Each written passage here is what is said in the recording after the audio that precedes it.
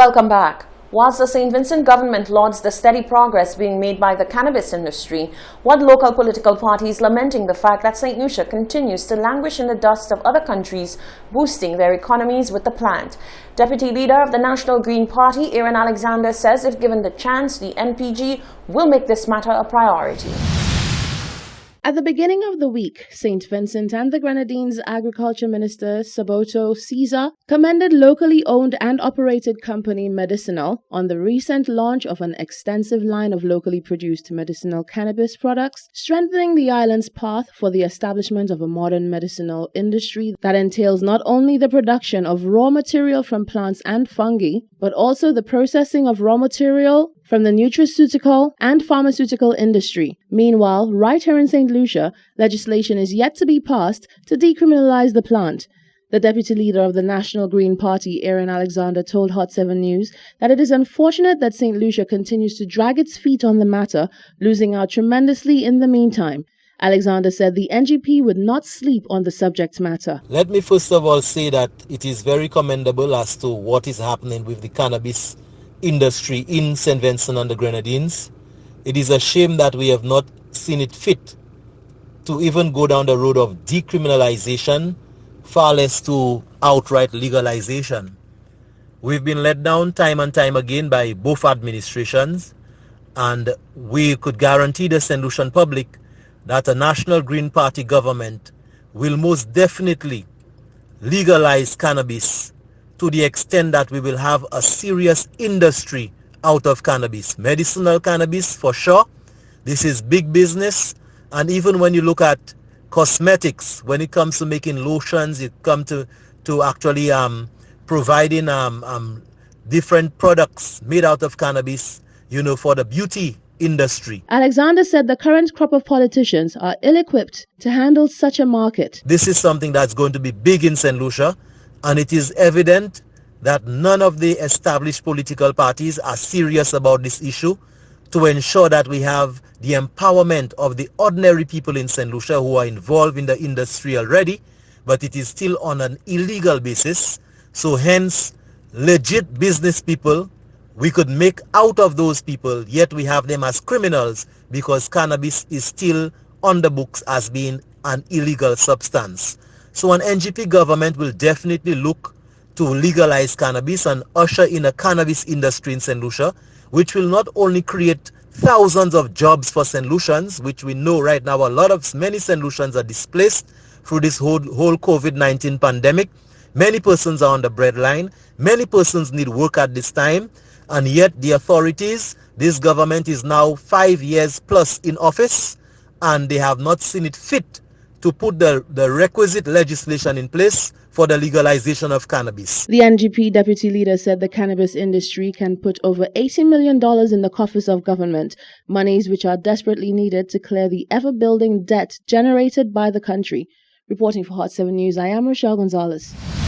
The parliamentary representative for Soufrière-Fonsèjacq is touting his work in the constituency to improve the lives of residents. At the top of the list is reduction in unemployment over the last 5 years. Nisha Charles has more. The constituency of Soufrière-Fonsèjacq has been hailed as the Mecca of tourism in St. Lucia, with its World Heritage Site, budding attractions, and a host of hotel properties in the vicinity. The constituency is heavily reliant on tourism for employment. The MP for Soufrière-Fonsèjacq, Herod Stanislas, says that while no government can eliminate unemployment altogether, he has been able to make significant strides in reducing the unemployment rate for his constituents. If you look at the Soufrière Regional Development Foundation, which is probably the premier organization in Soufrière and St. Lucia, managing about 2 or 3 different sites in this town, in this constituency, in almost 5 years, we have created almost 70 full-time sustainable jobs at the Soufrière Foundation. Right. And that is sustainable, full-time, wonderful jobs where people are proud, people are happy to go to work. People know they have a bread. They have a bread as wardens, hostesses, tour guides, security. Well, not COVID wardens. Not COVID. Wardens for the jetties, for the sites, and so on. According to Stanislas, the jobs being provided are not only in tourism, but also through construction. We have produced almost 1,000 jobs in short-term construction jobs, because in the 5 years we've had almost 200 construction projects in this constituency. In Soufrière alone. Almost 200 construction projects throughout the length and breadth of the constituency. Okay? And what I'm very proud of, guys, is that I made a campaign promise to the people of Soufrière that no one individual, no one entity will be hogging all the projects, all the work, and staying in one place. So it's not going to be a monopoly. That's right. Okay, that's not right. One person or one entity, but we are going to share it amongst many persons. A project that the MP is particularly proud of is the Hummingbird Beach Park, which was conceptualized by the UWP in 2010-2011 with no activity from 2011 to 2016 and completed under this current cycle. For the Hot 7 News, Nisha Charles reporting. A new education system is still being promised by Education Minister Dr. Gail Rigobert, a system that she says will see the advancement of the country's human resource. At the Flabo Forum virtual event held on Sunday, Dr. Rigobert said that education would be at the front of Phase 2 of government's plan to build a new St. Lucia.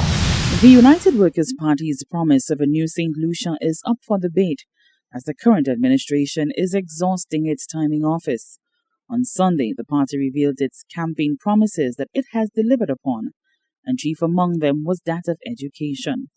Education Minister Dr. Gail Rigobert outlined the achievements of her ministry, and she asked the public to afford the UWP government another term in office to continue on their promise. We inherited a sector that we have shown was so broken literally and figuratively. The schools were literally broken. We had termites falling in the hair of teachers and students, in the lunch boxes of children, that the restrooms were not suitable for use, that we would not want to go in there. So why would we expect our nation's children to use restrooms in that condition?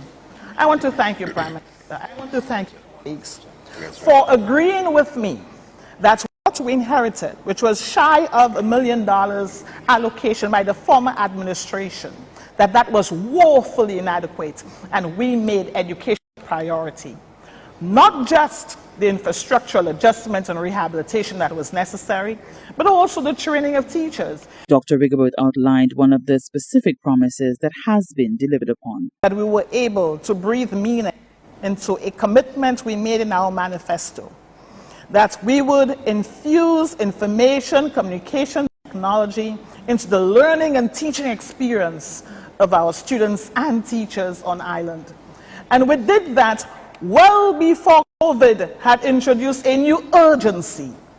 And I must thank the educators, the teachers, the ancillary staff, all of the people who made it possible not only to respond to what COVID had imposed upon us, but thankfully because of the team we had at CAMDU, thankfully because of the commitment of educators, thankfully because they agreed with the vision that technology was critical to what we were offering as an education product, that we were well on our way when COVID introduced a new urgency.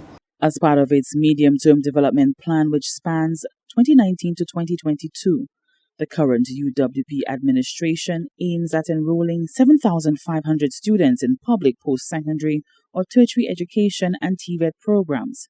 Dr. Rigobert said that if given the opportunity, that will also be fulfilled. For the Hot 7 News, Nisha Charles reporting. Stay with us, there's more news after the break.